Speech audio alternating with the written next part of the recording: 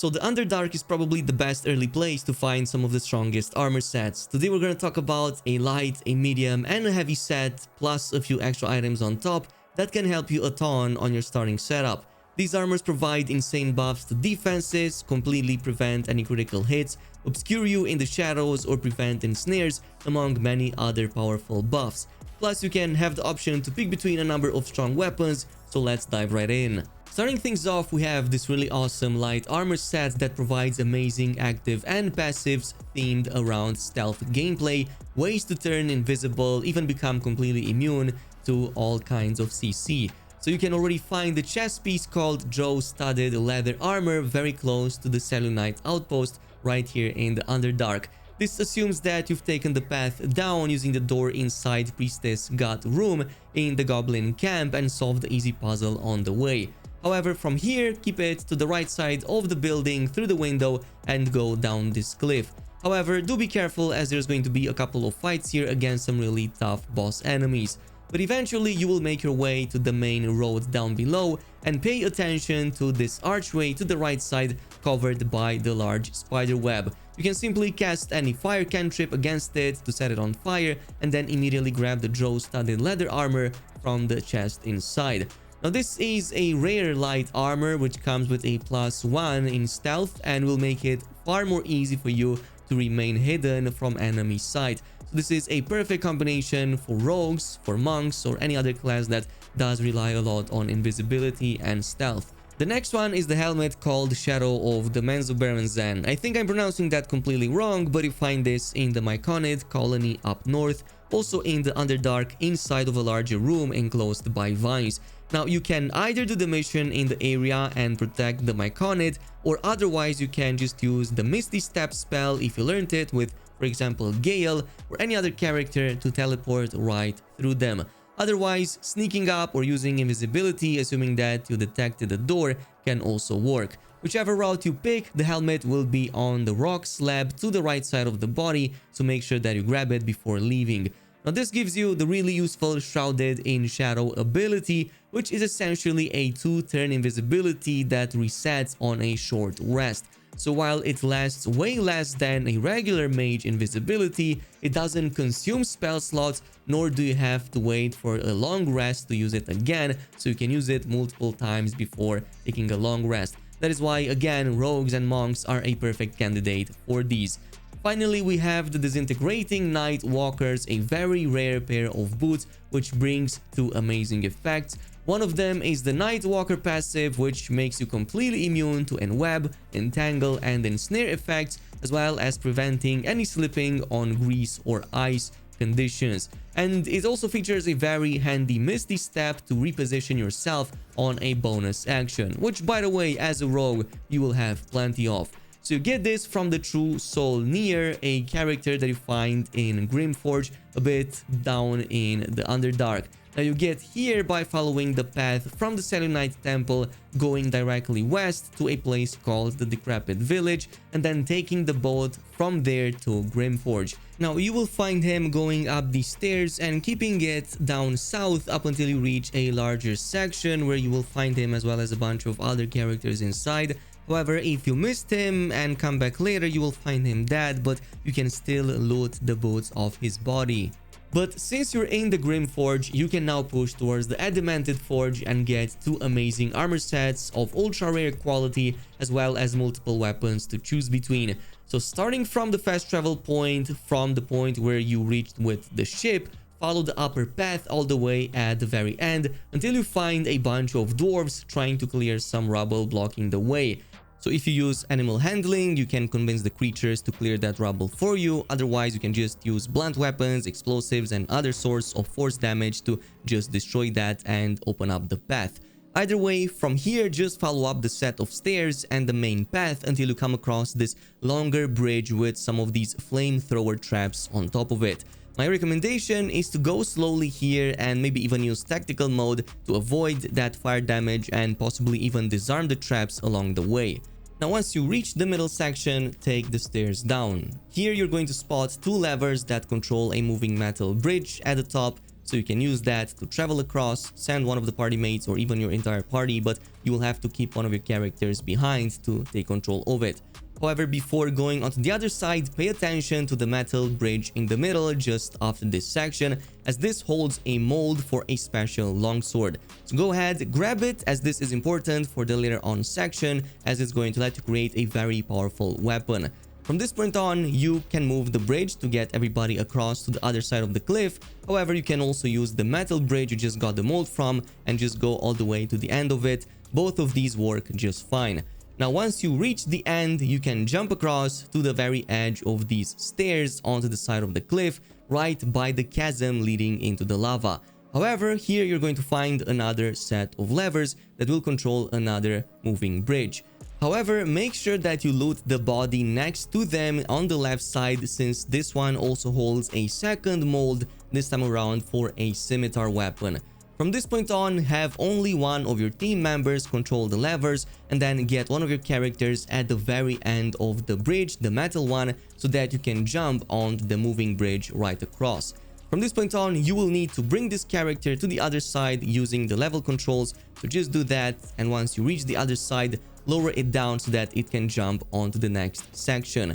From this point on, you will reach this larger space, and in front of you, there should be a third mold, this time around for a mace weapon. But also make sure that you activate the fast travel point right next to it, as this will now let you bring your entire party right next to you in the same area. And this is basically where you kind of want to be, as from this point we can find any remaining molds as well as the ores necessary to craft them. So if you look to the opposite side of the room from the fast travel, there should be a scale mail medium armor mold on the ground that you can grab. However, you might get ambushed at this point, so do make sure that you clear the enemies and then grab the item from the ground. For the Splint, aka heavy armor, you can just go to the opposite side of this place, past the fast travel point, and you should find it on the edge of a platform just above these stairs on to the left side. But now that you have everything that you need to craft armors as well as a bunch of weapons, the final ingredient is going to be Mithril Ore. Luckily, there are 2 deposits on each side of this area and are otherwise very easy to access. For the first one, you can grab it by going around and behind the area you just got ambushed by the enemies when you got the medium armor.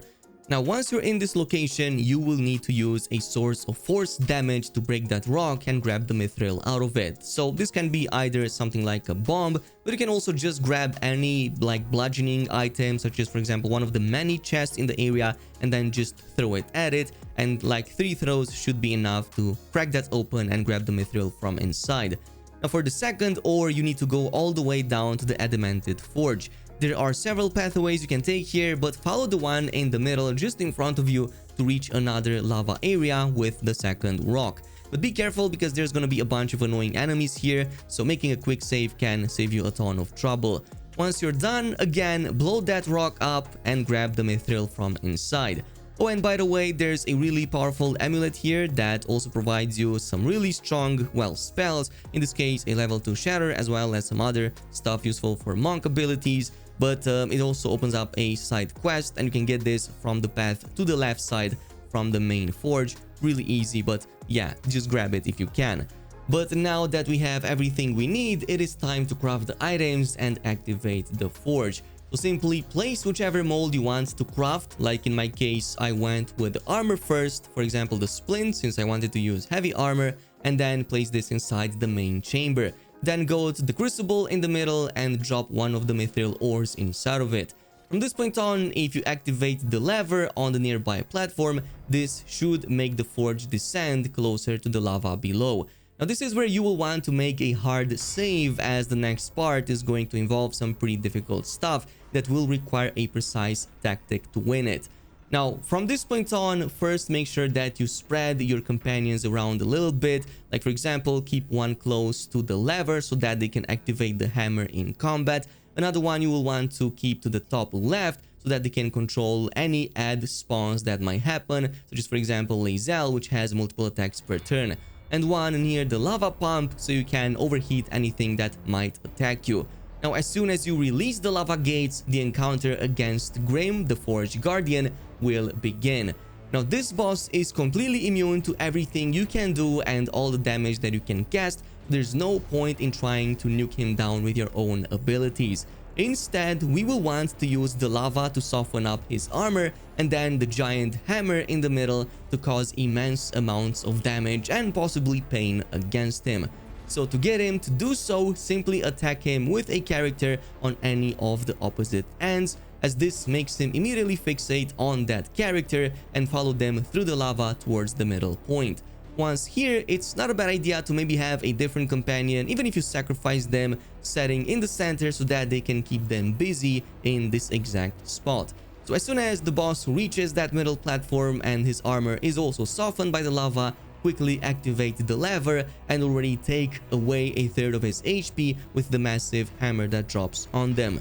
Now you will need to repeat this 2 more times, and again just repeat everything that you've done up until this point. Aggro him through the lava, grab him in the middle, and then just drop the hammer down so that you can take down huge chunks of his HP. Quick tip, a cleric here can help a ton if you want to revive any fallen teammates. Also, if you place the fighter near the ad spawns, again they have multiple attacks per turn and can easily deal with them. But once the boss is down, you're now free to use the forge from here on out, and he also drops a very cool rare Grimskull helmet. So this is a heavy armor piece, which means a fighter or a paladin is an excellent choice for it. When having this on, enemies will never be able to land critical hits on you no matter what. Plus, it grants extra fire resistance, which will stack with any other source of fire resistance that you might have. And it also provides the very useful Hunter Marks skill so that you can mark enemies in combat. Now, from the forge, you already got a resulting item after the encounter is over. In my case, that was the Adamantine Splint heavy armor that I immediately equipped. Not only does this look really good, it comes with high levels of AC, so you become very hard to hit by enemies. Additionally, it reduces all incoming damage by 2 points, and it also applies the reeling condition whenever somebody attacks you with melee hits. So this is actually going to make them gain an additional -1 penalty to attack rolls for the remaining turns, which means you become so tanky against any enemy that might be foolish enough to attack you that it doesn't even matter. And again, it prevents critical hits just like the helmet. However, no AC bonus from dexterity, which no heavy armor has anyways, and you also get disadvantage on stealth checks while having this equipped, but again, you will never use these as a class that uses heavy armor anyways. Otherwise, you can also go with the medium scale mail instead, and this will also get an AC bonus as well as from the dexterity limited to +2. But this can actually end up having higher AC or armor class rating compared to even the heavy armor, as it also takes into account and adds 2 points depending on how much dexterity you have. So if you have a character with higher rates of dexterity, you can actually reach like 19 AC compared to the 18 you get from the heavy set. However, all the remaining perks will be exactly the same.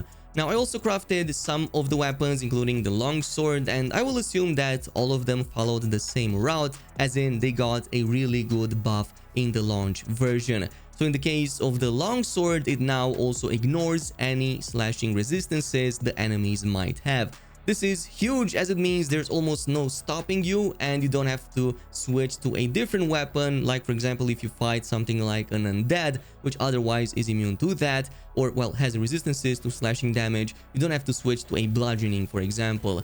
And it always critical strikes objects, so you can destroy doors and other objects a lot easier and not have to worry about lock picking, at least the wooden ones.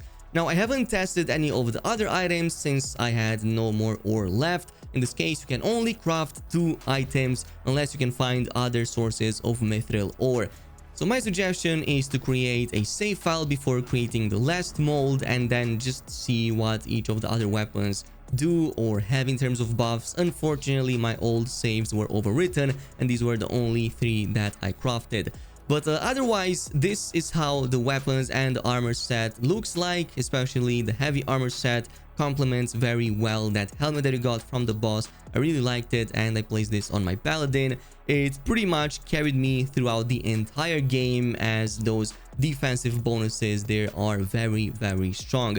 Also, this is how it looks on the medium side. I placed this on my cleric, which helps a ton in there to also prevent some of the damage that she might attract.